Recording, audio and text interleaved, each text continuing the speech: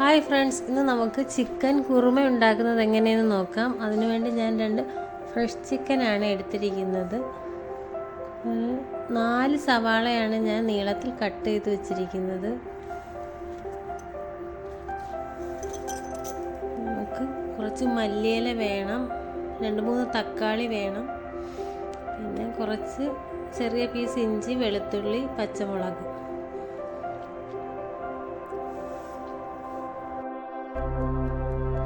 ഗരം മസാലയ്ക്കുള്ള ഗ്രാമ്പൂ, പട്ട, തക്കോലം, പെരുംജീരകം എല്ലാം എടുത്തിട്ടുണ്ട്.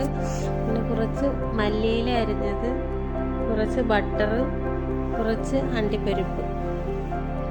ഇനി നമുക്ക് ചിക്കൻ മുറിച്ച് കഴുകി വൃത്തിയാക്കി ഊറ്റി വെച്ചതാണ്.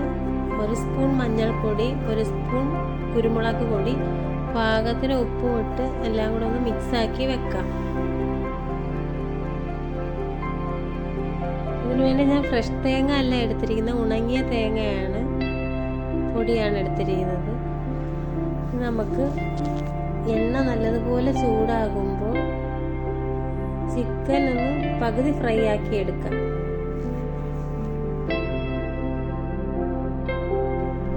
കുറുമയ്ക്ക് വേണ്ടുന്ന സാധനങ്ങളെല്ലാം റെഡിയാക്കി വെച്ചിരിക്കുകയാണ്.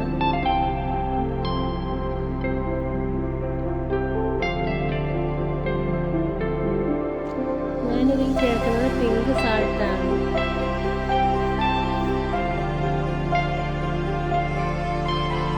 ചിക്കൻ പകുതി ഫ്രൈ ആയിട്ടുണ്ടെങ്കിൽ നമുക്ക് കോരി മാറ്റാം. ചിക്കനെല്ലാം ഇതുപോലെ കോരി മാറ്റിയതിന് ശേഷം നമ്മൾ ആ സെയിം എണ്ണയിലേക്ക് തന്നെയാണ് ഉള്ളി വഴറ്റാനായിട്ട് ഇടുന്നത്.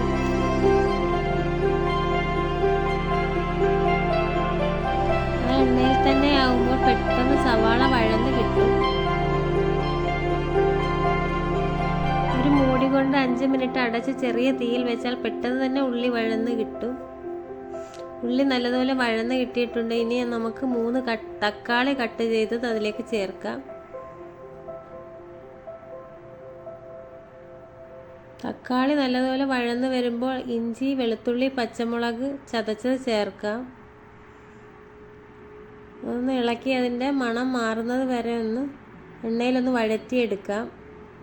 ആദ്യം നമ്മൾ ഒഴിച്ച എണ്ണ മാത്രമാണ്, മൊത്തം പ്രത്യേകിച്ച് എണ്ണയൊന്നും ചേർത്തിട്ടില്ല. ഇനി നമുക്ക് 2 ഉരുളക്കിഴങ്ങ് കട്ട് ചെയ്തത് അതിലേക്ക് ചേർക്കാം. കിഴങ്ങും തക്കാളി, ഉള്ളി എല്ലാം അതിൽ കിടന്ന് വഴന്ന് വരുന്ന നേരം കൊണ്ട് നമുക്ക് അതിനുള്ള തേങ്ങ അരച്ച് തയ്യാറാക്കാം. തേങ്ങ ഉണക്ക തേങ്ങയുടെ പൗഡറാണ്. അതിലേക്ക് ഗരം മസാല ചേർത്തു.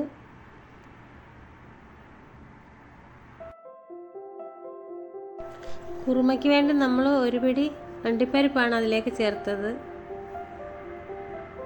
ഇനി നമുക്ക് 2 സ്പൂണോളം മല്ലിപ്പൊടി ചേർക്കാം.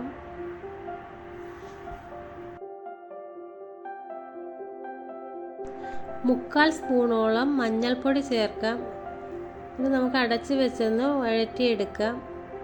ഇനി നമുക്ക് തുറന്നിട്ട് അതിലേക്ക് ഫ്രൈ ചെയ്ത് വെച്ചിരിക്കുന്ന ചിക്കൻ ചേർക്കാം. നല്ലതുപോലെ എല്ലാം കൂടെ ഒന്ന് മിക്സാക്കി എടുക്കാം.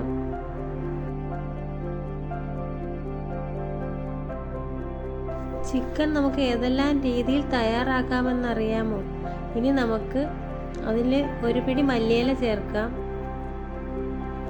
ഒട്ടും മുളക് പൊടി നമ്മൾ അതിൽ ചേർക്കുന്നില്ല. പച്ചമുളകും കുരുമുളക് പൊടിയുടെ എരിവാണ് ഉള്ളത്.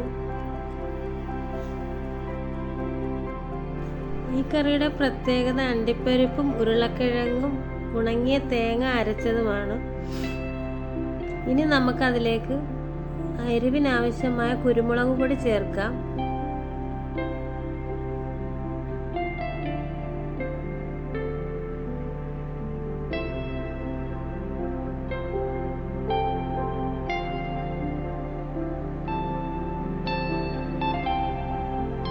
ഇനി നമ്മൾ അരച്ച് വെച്ചിരിക്കുന്ന കൂട്ട് അതിലേക്ക് ചേർക്കാം.